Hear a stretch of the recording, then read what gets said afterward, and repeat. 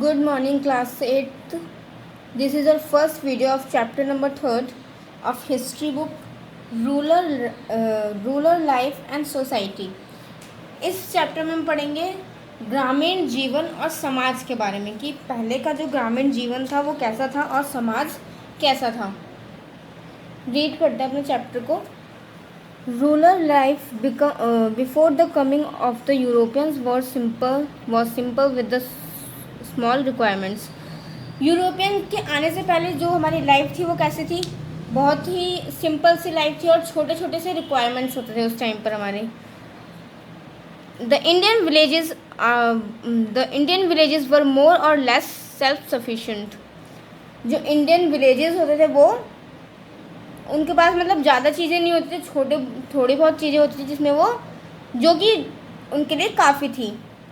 The village panchayat settled disputes with the villages. और जो villages में जो भी लड़ाइयाँ या कुछ भी विवाद हो जाते थे उनको कौन सॉल्व करता था? उनको पंचायत के द्वारा उनको सॉल्व किया जाता था. The peasants families cultivated the land and paid a part of the produce to the rulers at the revenues. और जो किसानों के जो फैमिलीज थी, जो किसानों की फैमिली थी वो क्या करती थी? वो अपनी खेत पर, अपनी ज़मीन पर क्या करती थी? फसलें उगाती थी और फसल का कुछ पार्ट जो था वो रूलर को दे देती थी. एज अ रेवेन्यू के रूप में वो उनको दे देती थी. They enjoy certain rights in over the land and could not be evicted. और वो जो थे वो जो ज़मीन थी उन पर उनका हक था और वो बिल्कुल जो भी मतलब खेती बाड़ी करते थे, जो भी फसलें उगाते थे, उनका जो रेवेन्यू था वो भी देते थे और वो बिल्कुल खुश रहते थे. ये कब की बात है? जब जो यूरोपियंस थे वो हमारे इंडिया में नहीं आए थे, उस टाइम की ये बात है. The revenue was generally collected by the village headman of और द इंटीमीडिएटर्स. मतलब कि जो रेवेन्यू जो कलेक्ट किया जाता था, जो टैक्स उनसे लिया जाता था, वो कौन लेता था? या तो विलेज का जो हेड होता है वो लेते थे या फिर इंटीमीडिएटर्स मतलब कि जो बिचौलिए होते हैं वो उनसे वो टैक्स जो था, वो रेवेन्यू जो था वो कलेक्ट करते थे. Gradually the company changed it policy and directly requested revenue collectors, police and judicial officers. और उसके बाद क्या हुआ? जो जब यूरोपियंस लोग आए तो उन्होंने क्या किया? उन्होंने इस पॉलिसी को चेंज कर दिया और उन्होंने क्या किया? उनसे जो टैक्स लिया जाता है वो कैसे लिया जाएगा? डायरेक्टली टैक्स लिया जाएगा. कौन लेगा? और उनसे वो टैक्स कौन कलेक्ट करेगा? कलेक्टर्स कलेक्ट करेंगे, पुलिस कलेक्ट करेगी और जो जुडिशियल ऑफिसर्स होते हैं वो उनसे अब टैक्स कलेक्ट करेंगे. As these outsiders started interfering in the village administration, the village panchayats lost their importance. और जैसे ही इन आउटसाइडर्स मतलब कि इन बाहर के लोगों ने इंटरफेरेंस स्टार्ट की, मतलब कि विलेज के कामों में इंटरफेयर करना शुरू किया, वैसे ही जो पंचायत थी उन्होंने अपनी इम्पोर्टेंस को खो दिया. Revenue was not collected as a fix amount. जो रेवेन्यू था वो फिक्स अमाउंट में कलेक्ट नहीं किया जाता था.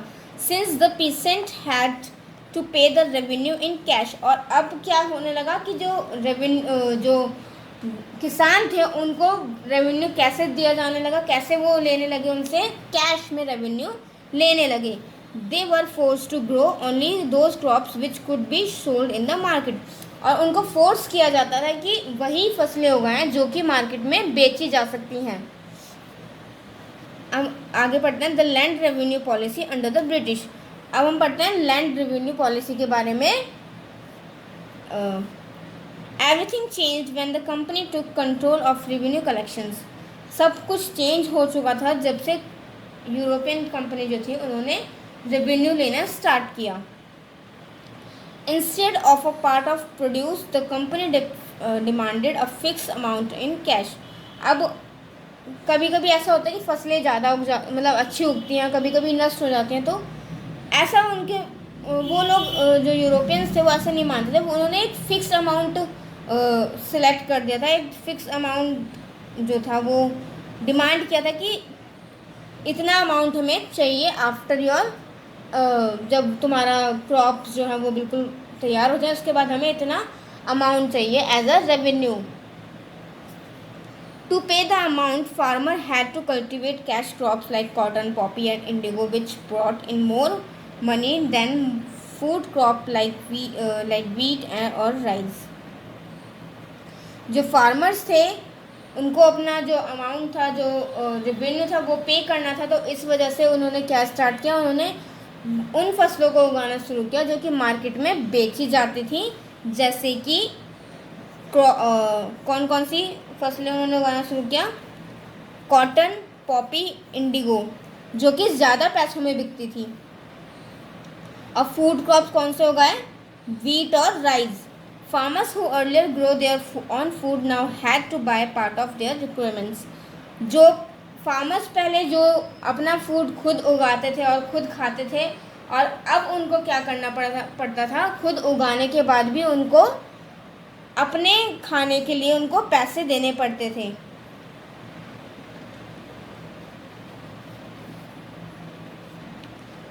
The Indian villages were not long self sufficient. जो इंडियन विलेजेस थे वो ज़्यादा दिन तक सेल्फ सफिशिएंट नहीं रह पाए, क्योंकि जो यूरोपियन कंपनी थी उन्होंने आकर उन पर क्या किया, हक जमा लिया अपना. और क्या किया?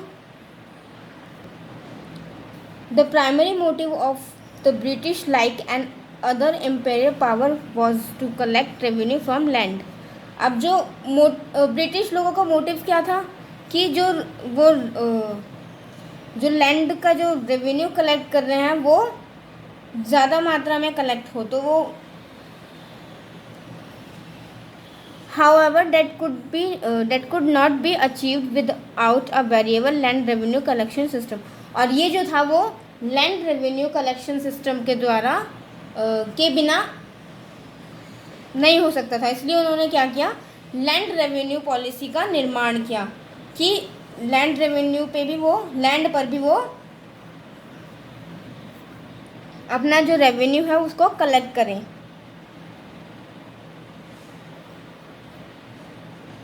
The British engaged themselves in involving a theory that could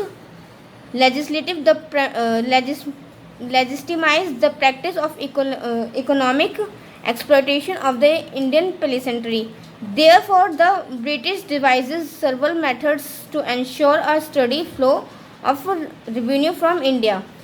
मतलब इंडिया से जब उन्होंने ये डिसाइड किया कि वो लैंड रेवेन्यू लेंगे, तो फिर उन्होंने कुछ अपने मेथड्स निकाले, कुछ मेथड्स सिलेक्ट किए जिससे उन्होंने लैंड रेवेन्यू हासिल करने के लिए सोचा. The British introduce 3 types of land revenue. उन्होंने 3 तरह का लैंड रेवेन्यू निकाला. किन किन तरीके से वो लैंड रेवेन्यू को हासिल करेंगे. अब वो कौन कौन से थे? जमींदारी सिस्टम और परमानेंट सेटलमेंट ऑफ बंगाल, जोतवाड़ी सिस्टम और मालवाड़ी सिस्टम.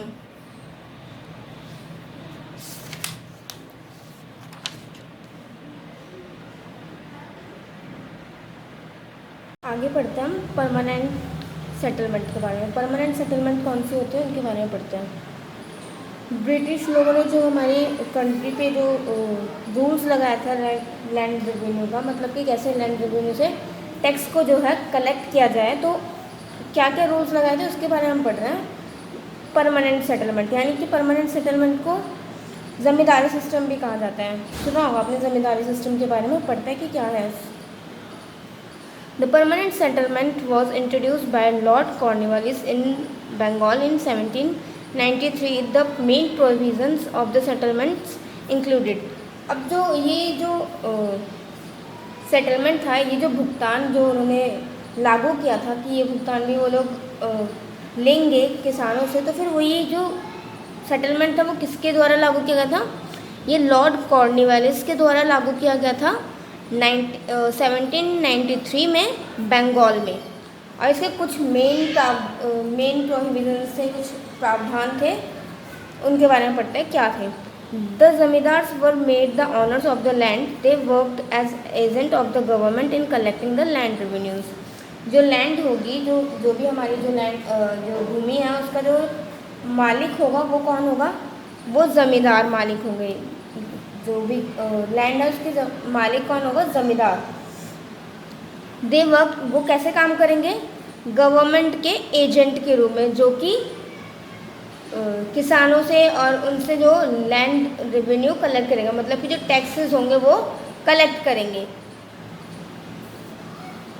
एजेंट के रूप में काम करते थे वो सरकार के। कौन? Zamindars. The zamindars had to pay about 89% of the collected land revenue to the government. जो जमींदार होते थे, जब वो जितना भी वो जितना भी जो टैक्स था वो कलेक्ट करते थे, तो उनको 89% जो था वो ब्रिटिश की गवर्नमेंट को देना पड़ता था। कितना परसेंट देना पड़ता था? 89% वो देते थे ब्रिटिश की गवर्नमेंट को। The zamindars were permitted to retain 11% of the revenue collected. और जो जमींदार थे उनके पास कितना परसेंट रहता था? सिर्फ और सिर्फ 11%। The land revenue was fix for 10 years on a permanent basis. जो लैंड रेवेन्यू था वो 10 साल के लिए परमानेंट बेसिस पे फिक्स किया गया। The zamindars were given heredity rights of the zamindari. जो जमींदार थे उनके पास राइट्स था जमींदारी करने का। The economic consequences of the permanent settlement were far reaching. It created a new class of land lords in the form of zamindars who become the political alliances of the British. अब इसने क्या किया था? जो ये settlement, permanent settlement जो थी जमींदारी system, उसकी वजह से क्या हुआ था? जो हमारे आर्थिक उस टाइम पे जो आर्थिक कॉन्सिक्वेंसेस थी वो उसमें वहाँ तक पहुँच गई थी, उसमें थोड़ा इम्प्रूवमेंट आया। मतलब क्या हुआ था वो देखते हैं कि जो ज़मींदार थे उनके लिए एक न्यू क्लास फॉर्म की गई। कौन सी क्लास? कैसे बने वो ज़मींदार? जो भी लैंडलॉर्ड, जिसकी लैंड होगी और वो जो उसका मालिक होगा उसको क्या कहा जाएगा? ज़मींदार। जो कि ज़मींदार जो थे वो पॉलिटिकल अलायंसेस में पार्टिसिपेट कर सकते थे। वो ब्रिटिश गवर्नमेंट में पॉलिटिकल अलायंसेस के रूप में पार्टिसिपेट कर सकते, पॉलिटिकल असिस्टेंट जो होते हैं ना वो बन सकते थे।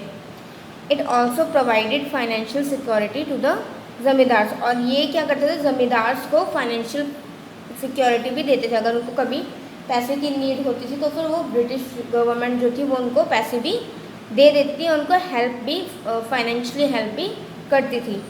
Many of the waste land and forest become cultivator. जो भी फॉरेस्ट जो थे और जो भी वेस्ट लैंड थी जो बेकार पड़ी थी उनको भी एग्रीकल्चर के लिए यूज़ किया गया। उसको उपजाऊ जो ज़मीन होती है उसमें कन्वर्ट किया गया और उसको भी फिर फसलें उगाने के लिए यूज़ किया गया। The permanent settlement was a heavy and oppressive assessment. Taxes were often collected by the offensive methods. और जो परमानेंट सेटलमेंट थी वो बहुत ही हैवी थी, मतलब इनको टैक्स देना ही पड़ता था किसी भी हाल में। और ये जो थे वो ऑब्रेसिव मेथड के द्वारा उनसे कलेक्ट किए जाते थे, मतलब उनको देना ही पड़ता था, चाहे कैसे भी वो अपना टैक्स दें पर देना ही पड़ता था। The position of the actual cultivator of the soil worsened as they could be evicted by the zamindar और नॉन पेमेंट ऑफ ड्यूज। जो पोजीशन थी, मतलब जो सॉइल थी वो बिल्कुल भी अच्छी हालत में नहीं थी, बिगड़ी सी सॉइल थी, मतलब अच्छी फसलें नहीं उगती थी उससे। In the long run this settlement benefited the landlord more than the government by increasing the area under cultivation. The land revenue collected by the peasants went up while the amount that they had to pay to the state remained fixed. इस settlement से फ़ायदा ज़्यादा किसको हो रहा था? ज़मींदार्स को, मतलब जो लैंडलॉर्ड थे उनको ज़्यादा फ़ायदा हो रहा है इस ज़मींदारी सिस्टम से। गवर्नमेंट से भी ज़्यादा फ़ायदा हो रहा था। By increasing the area under cultivation the land revenue collected by the peasants.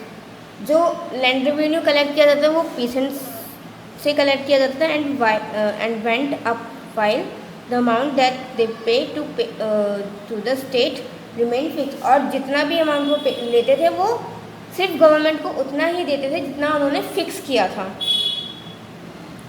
आगे हम पढ़ते हैं, नेक्स्ट हमारा ryotwari system, the ryotwari system. 1820 में ये सिस्टम लागू किया गया था।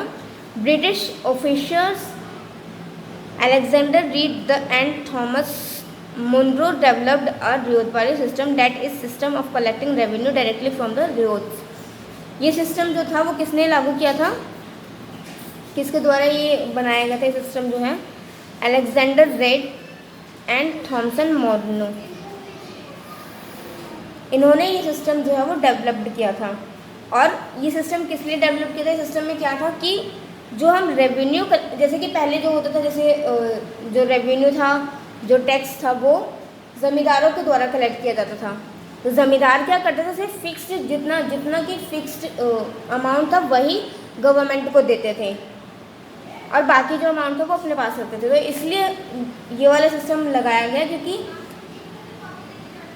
जो पीसेंट्स हैं, जो भी किसान हैं, उनसे डायरेक्ट रेवेन्यू कलेक्ट किया जाए।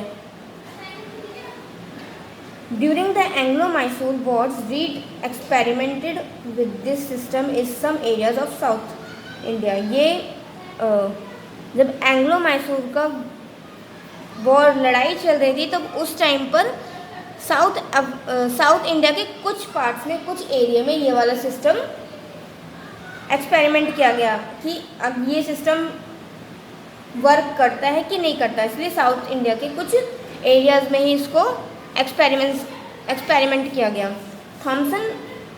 Thomas Munro introduce the ryotwari system in Mysore and the Carnatic and later extended in to Bombay and parts of Madras as well. और जो थॉमस थे, उन्होंने क्या किया, उन्होंने ये जो सेटलमेंट है, ये जो सिस्टम है रोजपारी सिस्टम, वो सबसे पहले मैसूर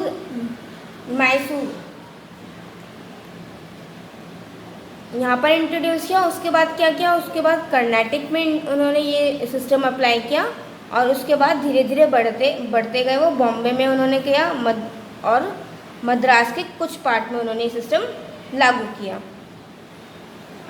नेक्स्ट हम पढ़ते हैं द माहलवारी सिस्टम। ये कब हुआ था, ये 1830 में इसको किया गया था। The term Mahal means a village. Mahal का मतलब होता है विलेज यानी कि गाँव। Mahalwari settlement was introduce in the modern day Uttar Pradesh, certain parts of Madhya Pradesh and Punjab by Holt Mackenzie in 1822.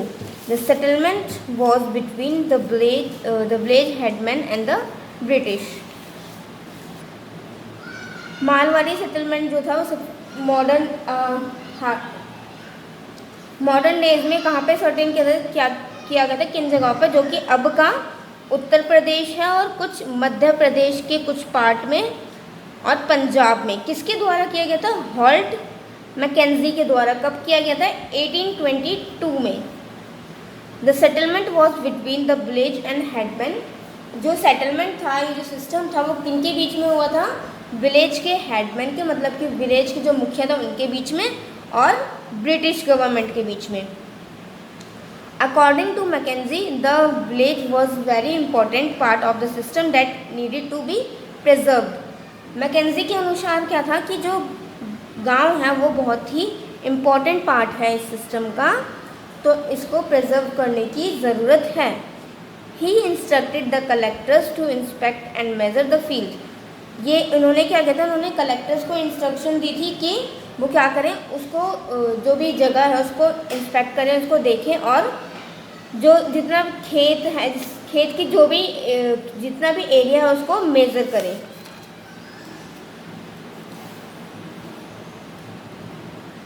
Record the custom and right of the people living in different groups and calculate the revenue which the village headman had to pay. और उन्होंने क्या कहा था कि record, जितने भी खेत हैं, जितनी जगह है, कितनी फार्मिंग हो रही है और कितने पीसेंट्स फार्मिंग कर रहे हैं, कितने लोग हैं उस जगह, कितने ग्रुप में वो डिवाइड है और कितनी कैलकुलेशन हो रही है रेवेन्यू की, कितना टैक्स कलेक्ट हो रहा है उन पीसेंट से, उन विलेजेस के लोगों से ये पता करें और ये पता करें कि जो हमारा विलेज का जो हेडमैन है उसको कितने पैसे या कितने जो टैक्स है वो गवर्नमेंट को कितना पे करना है। As per this settlement the village headman और talukdar was responsible for collecting the revenue from the villagers and handed it over the British. अब इस सेटलमेंट के बेस पर क्या होता था कि जो विलेज था, विलेज का जो हेडमैन था या फिर विलेज का हेडमैन या तालुकदार जो होते हैं वो रिस्पॉन्सिबल होते थे। उनकी ड्यूटी थी कि वो गांव के लोगों से रेवेन्यू कलेक्ट करें, मतलब कि टैक्स कलेक्ट करें और ब्रिटिश गवर्नमेंट को जाकर हैंड इट ओवर करें, मतलब कि उनको जाकर दें। The rate of revenue was एक्सप्रोमेटली half of the total produce. जो रेवेन्यू का रेट था वो कितना था, जितना भी वो प्रोड्यूस करेंगे, जितने भी फसलें वो उगाएंगे उसका हाफ उनको देना पड़ता था। अब हम पढ़ते हैं impact of land revenue settlements. अब इसके प्रभाव क्या पड़े। जो लैंड रेवेन्यू सेटलमेंट हुआ, जैसे कौन कौन सा हुआ, जमींदारी सिस्टम, रियोतवारी सिस्टम और मालवाड़ी सिस्टम। अब इनका इम्पैक्ट क्या पड़ा उसके बारे में पढ़ते हैं। The land revenue settlement introduced by the company reduced the condition of the farmer considerably. अब देखो इससे क्या हुआ कि लैंड रेवेन्यू सिस्टम तो लगाया गया, इतने सारे 3 टाइप के जो सिस्टम थे जो भी लैंड रेवेन्यू कलेक्ट करने के लिए वो किया गया। तो इससे क्या हुआ, जो फार्मर्स की जो कंडीशन थी वो बहुत ख़राब हो गई। This settlements in various parts of the country were aimed at extracting the maximum revenue the farmer suffer terribly under this system. उनकी जो कंडीशन थी वो ख़राब हो गई और कुछ जगहों पर ऐसा क्या था कि जो रेवेन्यू था वो मैक्सिमम ले ही लिया जाता था। जितने भी किसान जो फसलें उगाते थे और जितना भी वो क्योंकि जितने भी वो फसलें उगाते थे और उसका ज़्यादातर तो वो पार्ट जो है वो गवर्नमेंट को ही दे देते थे। तो फिर इस वजह से क्या हुआ, जो उनकी कंडीशन थी वो ख़राब हो गई। Land become a saleable commodity which could be bought sold और mortgaged in time of needed. Due to high rates of revenue, farmers were forced to sell their land. This land to increase in beggars or bonded laborers. अब देखो किसानों को क्या था, revenue देना पड़ता था जो कि बहुत हाई रेट का था, मतलब कि उनको ज़्यादा पे करना पड़ता था, जिसकी वजह से उन्होंने उनके पास पैसे तो होते नहीं थे। तो उन्होंने क्या किया, उनको उनकी जो ज़मीन थी वो बेचनी पड़ी। The जमींदार did not take any interest in improving the agriculture method or yield. जो जमींदार थे उनको कोई इंटरेस्ट नहीं था कि वो जो फसलें उगती हैं उसमें कोई इम्प्रूवमेंट करें या कुछ भी न्यू अच्छे फर्टिलाइजर्स दें, ऐसा कुछ भी उनको इंटरेस्ट नहीं था। उनको सिर्फ फसलों से मतलब था कितने फसलें उगेंगी और वो उनकी जो रेवेन्यू था वो कलेक्ट करेगा, उसमें से जितना फिक्स्ड अमाउंट है वो गवर्नमेंट को देगा और बाकी वो खुद रख लेता था। They did not provide them irrigation facilities, seeds, plugs and fertilizers. वो क्या उनको प्रोवाइड नहीं करते थे, वो उनको इरिगेशन फैसिलिटीज़, सिंचाई की जो फैसिलिटीज़ होते हैं वो भी प्रोवाइड नहीं करते थे, बीज प्रोवाइड नहीं करते थे और उनको फर्टिलाइजर्स जो होते हैं वो भी प्रोवाइड नहीं करते थे। उनको सिर्फ फसल से मतलब था जल्दी उगे और वो टैक्स कलेक्ट करें और उसके बाद वो गवर्नमेंट तक पहुंचा दें। Failure of rains brought about famines. जब बारिश होती है तो फसलें अच्छी उगती हैं और बारिश की भी कमी थी, बारिश नहीं हुई या फिर ज़्यादा बारिश हो गई जिसकी वजह से फसलें ख़राब हो गई, तो ये भी एक इम्पैक्ट पड़ा कम फसलें उगने पर। The self sufficiency of the villages were destroyed. जो विलेजेस, जो गाँवों की सेल्फ सफिशेंसी थी वो बिल्कुल पूरी तरह से नष्ट हो चुकी थी। There was a shift towards cultivation of commercial crops. These crops were called cash crops. और सिर्फ एक ऑप्शन बचा था, उन्होंने क्या किया उसके बाद,